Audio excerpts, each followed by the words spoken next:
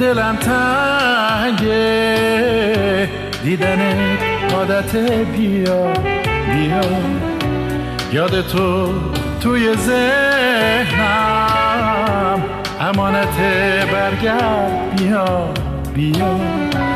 دلم هنوز امیدواره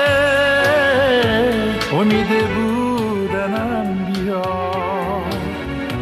ای همیشه با نفس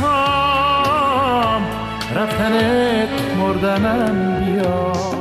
هرچی که میکشم از دست این دل و دل ز من خجالته مزه تو دید خجل او بلد ما نابلد راه دیدش رو رزار اعتبار ما همه دست این بی اعتبار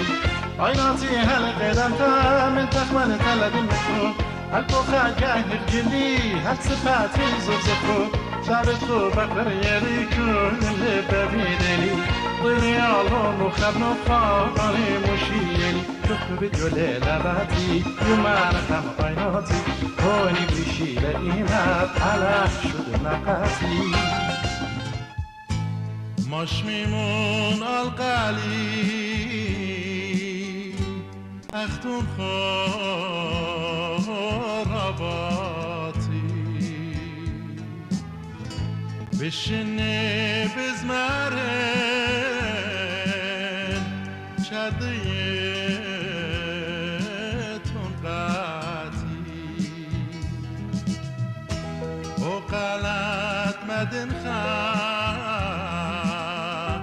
قلت بیش افزون اختیقان مش میلیب نتو خون به چوله شرز مریاتی. اولین آهنگی هم که خوندم آهنگی بود در رادیو ایران به نام شهرزاد قصه بود.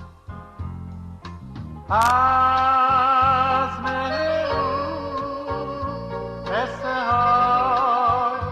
تو بخواه زین آتش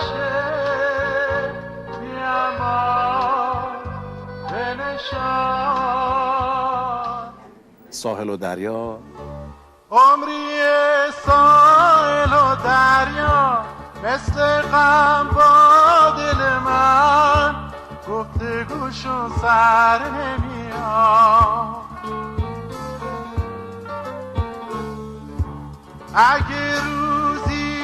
یکیشون از هم دیگه دوری کنه مهتاب دیگه در نمیاد